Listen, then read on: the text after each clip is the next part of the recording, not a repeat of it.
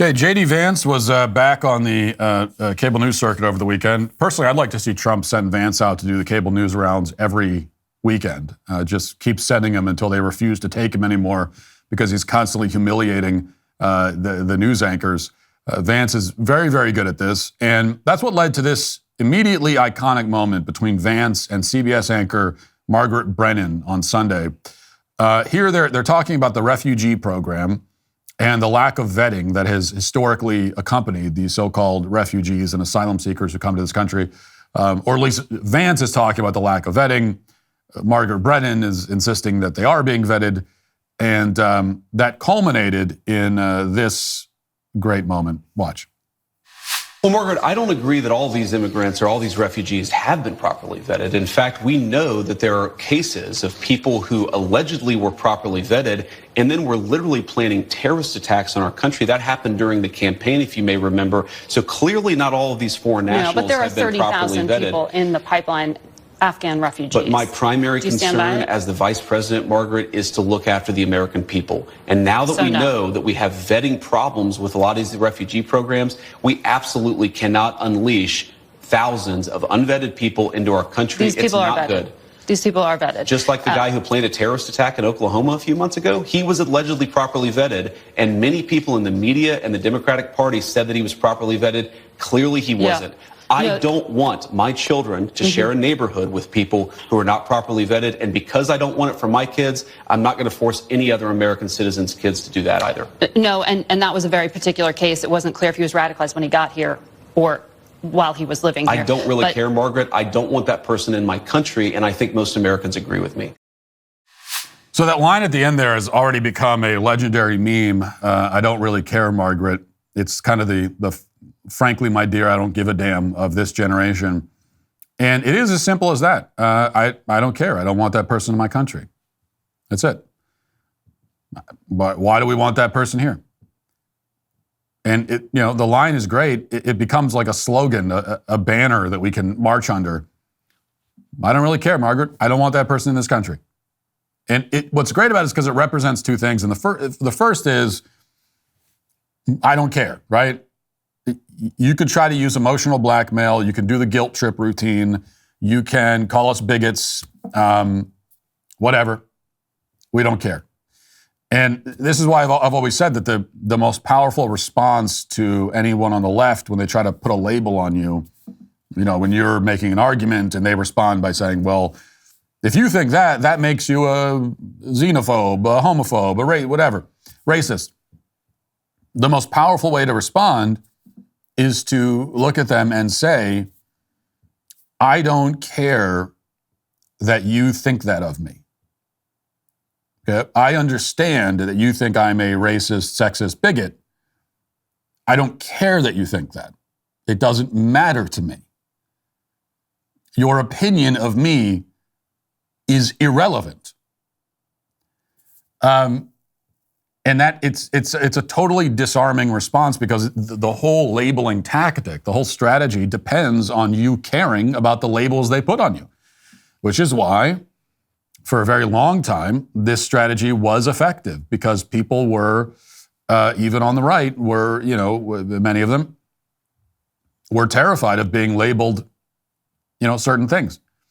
But if you don't care, then what? What now? That it's like, well, I got nothing left. It's, well, if it's mean to think that. Oh, okay. Are you denying that it's mean? I'm not really even denying. I don't care enough to even deny it. That's what you think. I don't care that you think that. Well, but what they got nothing. They got nothing left. And if you make it clear that you don't care how they feel about you, you don't care that they disapprove, you don't care about any of that, there's really nowhere for them to go from there. And the second part is just as important because Vance says he doesn't want the person in his country. He wouldn't want that person in his community living next door to his wife and children.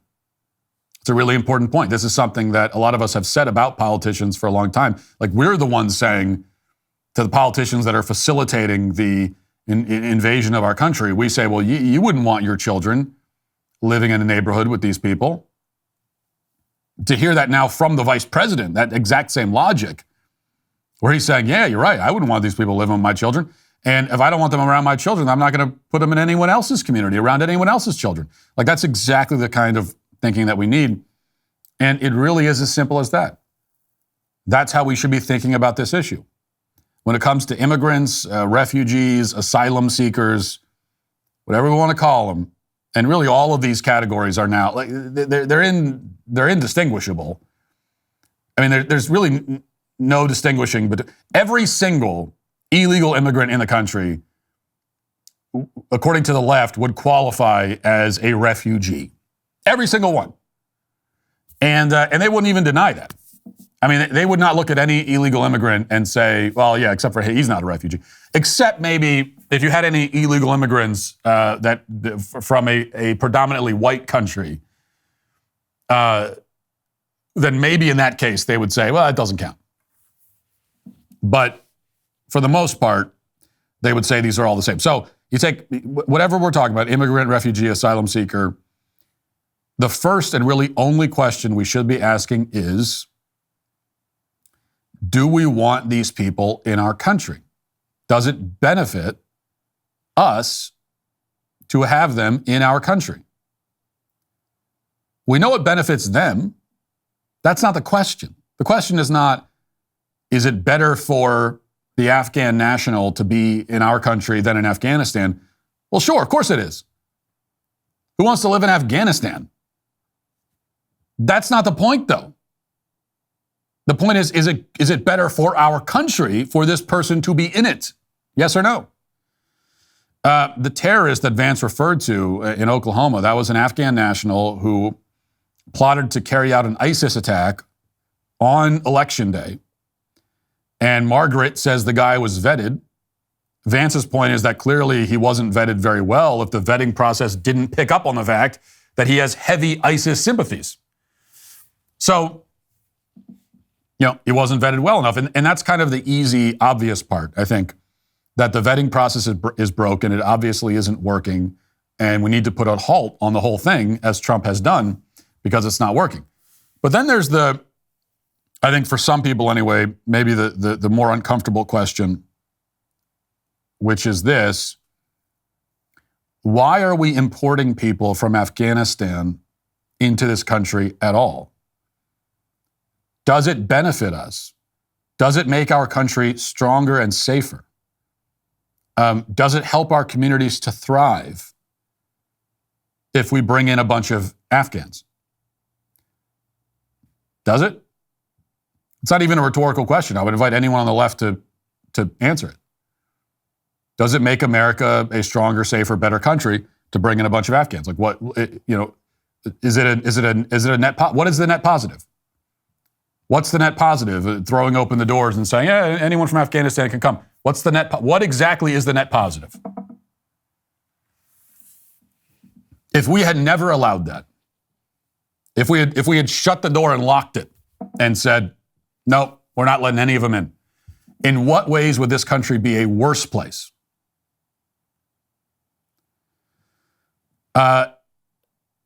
Maybe put another way, what problem in our country can be solved by the mass importation of people from Afghanistan? When you look at our nation and it's all of its many problems, which problem do you look at and say, okay, you know what would help solve this one? We need 50,000 more Afghans. That would help make this situation better. Can you name what that problem is? It's a question.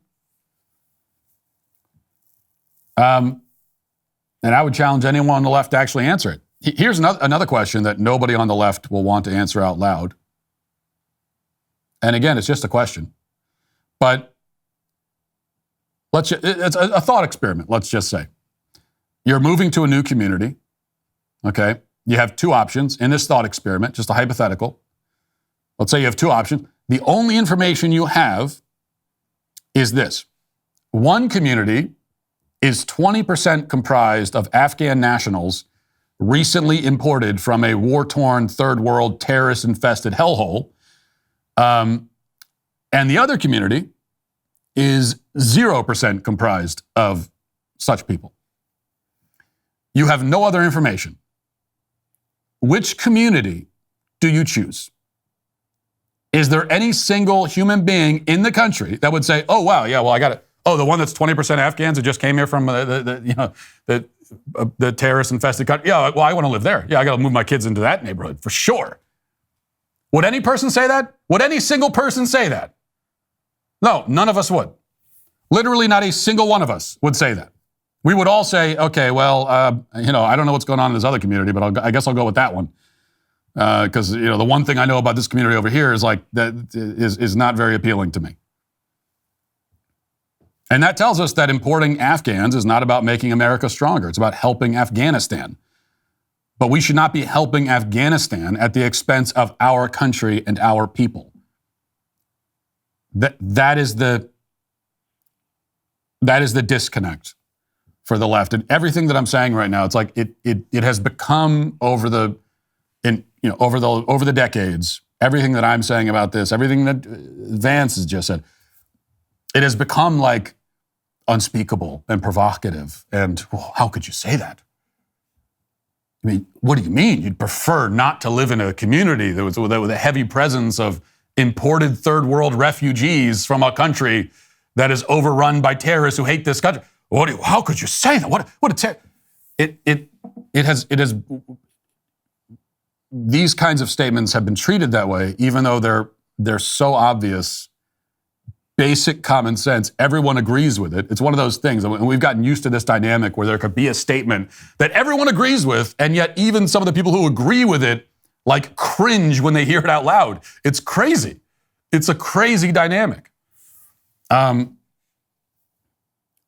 the way we've ended up in this position is that for the left, and we know the left has dominated and defined the culture for so many years, their priorities are exactly inverted. Okay? Because the healthy and human way to be is to prioritize the people that are closest to you first. Of course. Okay, like to start with your family, your children. You care about, in an abstract sense, you care about the children of the world, but you're not going to do anything that's going to harm your children for the sake of the children of the world. Okay, you're not going to make your children starve so that someone else's children don't. You wouldn't do that. If you did that, you should go to prison. Because you have a basic fundamental duty to the people that are closest to you. You should prioritize them. You should care about them more, a lot more, obviously. And then it emanates out from that. You care about, this is the principle of subsidiarity. This is, you care closest, it's you care about the people that are closest to you, your family, your children, and then your community, right? And then, and your country, you care about your family more than you care about your country. You should. But you certainly care about your country more than you care about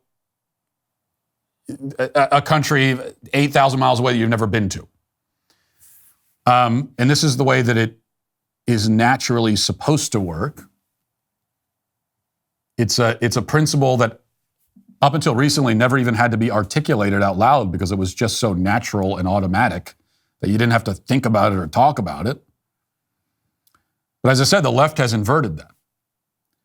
Where the way they look at it, or have convinced themselves they look at it, is that they care the most about just the abstract, the people of the world, the community, the global community. And they somehow prioritize that, this kind of abstract, vague concept of a global community, over their own nation and even their own families. It's a mental sickness. It's a confusion. It's a fundamental confusion. But if you don't suffer from that confusion and you're just a normal person who prioritizes what is closest to you, prioritizes your own people first, then all this stuff is obvious. Then there's nothing offensive about saying, yeah, of course I don't want to import a bunch of people from Afghanistan. That's not going to make my country any better. It doesn't help my country. I don't want to do it. I don't wish any harm on them. If Afghanistan turned into a wonderful, developed country and it was safe and everybody was happy and all of that, then fantastic. I feel that's good for them. Congratulations. I hope it does happen. But that's not my priority. It's not even on the list of the top 100 priorities. That's for them to figure out. You know, these countries, they need to stand on their own 2 feet at a certain point. And if you can't, then you just cease to exist. And that's also just the way of the world. Figure out your own country. You know, we hear this about Haiti all the time. Haiti, well, it's because of the interference by all. You know, Haiti has been a self-governing country for like 200 years. Okay? Figure it out. Like, stop complaining about the history of our country is so terrible. Everyone's history is terrible, okay? Everyone's history is terrible. Everyone's ancestors suffered. What, you think you're special? Figure out your own country. Figure it out. If you can't, you don't even deserve to exist as a country anymore. If you can't figure out how to govern yourself and take care of yourself. And it'd be the same thing for the United States. If the United States ever gotten to a point where we couldn't even exist without being like, without some international sugar daddy keeping us alive, then I would say, well, America shouldn't exist anymore. In that case, it basically doesn't exist already. Hey, YouTube, thanks for listening to the show. If you'd like access to my full show with no ads, you should go to dailywire.com and use promo code Walsh to get 2 months free on all annual plans. See you there.